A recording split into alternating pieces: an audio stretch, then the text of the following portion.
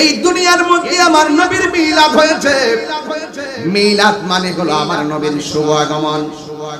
আমরা নবীর ক্ষেত্রে ওই ভাষাটাই ব্যবহার করি যেই ভাষাটা আমাদের ক্ষেত্রে ব্যবহার হয় নবীর ব্যাপারে এই শব্দগুলো ব্যবহার করা যাবে।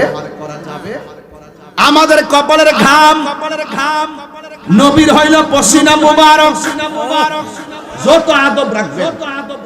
আমাদের হলো কপাল, নবীর হইল শের মুবারক। আমাদের হইল পাপ, আমার নবীর হইল কদম মুবারক। এই জন্য যুবক, আমার নবী আপনার নবী রাহমাতুল লিল আলামিন দুনিয়াতে আসবেন, কিন্তু আসার আগেই আমার আল্লাহ দুইটা সম্মেলন করলেন। এরপরে ওই নবীদের কাছ থেকে আমার আল্লাহ ওয়াদা নিয়ে নিলেন। আমার নবী আদম নবীর পেশানিতে ছিলেন। মারহাবা কন্যা। আদম আলাইহিস সালাম আল্লাহকে বলছিলেন, আল্লাহ ফেরেশতারা আমার সামনে দাঁড়ায় দাঁড়ায় কি করে? আল্লাহ বলছিলেন রূহানি জগতে, ও আদম তোমার আমি আল্লাহ বানাইলাম, খলাকতু বিয়াদাইয়া, আমি আল্লাহ মানুষরে বানাইছি আমার নিজের হাত দিয়া।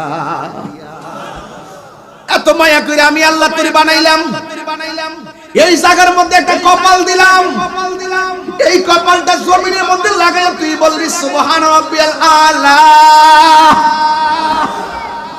এই জায়গার মধ্যে দুইটা ঠোঁট দিলাম, এই ঠোঁট দিয়ে তুই আমার জিকির করবি আল্লাহ। এই যে জায়গার ভিতরে আমি আল্লাহ তোদেরকে চোখ দিলাম, ওয়া ইয়াতাফাক্কারুনা ফি খালকিস সামাওয়াতি ওয়াল আরদি, আকাশ এবং জমিনের মধ্যে যা আছে সব দেখে দেখে আমি আল্লাহরে গবেষণা করবি। আদম রে আল্লাহ বানাইলো। আদম নবী বলে, আল্লাহ আমার দিকে তাকাইয়া তারা কি করে? তারা দুরূদ শরীফ পড়ে সালাম দেয়। আল্লাহ ডাক দিয়ে বলে, হে আদম তোমার কপালের মধ্যে আমার হাবিবুল্লাহর নূর মুবারক।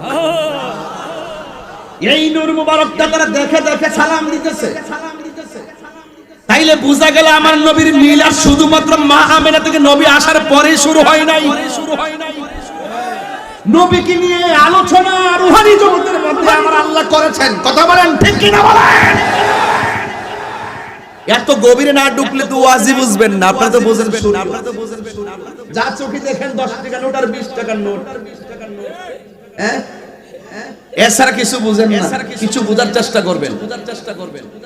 আদম আলাইহিস সালাম আল্লাহকে ডাক দিয়ে কি আল্লাহ যেই নবীর নূর মুবারক দেখে তারা আনন্দ করতেছে, সালাম দিতেছে, আল্লাহ সেই নবী নূর মুবারক তো আমি দেখি না, কারণ নবীর নূর মুবারকটা আমার চোখের গোড়ায় কপালের উপরে।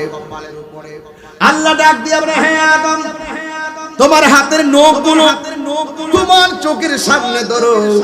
আমার আল্লাহ আদম নবীর দুইটা নখের মাথাকে আয়না বানায়া দিয়েছে।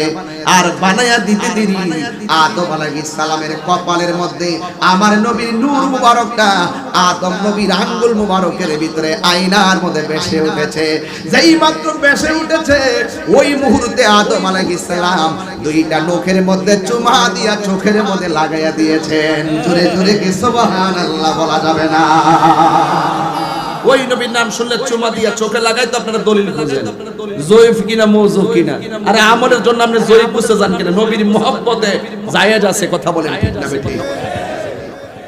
আমার বাবা আদমই আমল করেছেন। আমি বুঝাতে চাই আদম নবীর পেশানি থেকে আমার নবীর নূর মুবারক আস্তে আস্তে আস্তে আস্তে আমার নবীর নূর মুবারকটা শেষ পর্যন্ত আদম আলাইহিস হযরতে আব্দুল্লাহ রাদিয়াল্লাহু তাআলা আনহুর কপাল মুবারকের মধ্যে এসেছে। জোরে জোরে কি সুবহানাল্লাহ বলা যাবে না? নবীরে যদি না পাইতাম গর্ব করে কি এত বড় কথা বলতে পারতাম ভাই? ওই ইউনূস নবীর আমলে আসলে কোন সময় আমরা শেষ হয়ে যাইতাম। কথা কোন ঠিক কিনা? এখন তো শেষ হলে আমরা শেষ না, আমাদের শুরু হবে হাসরের ময়দান। কথা বলেন ঠিক না বেঠিক?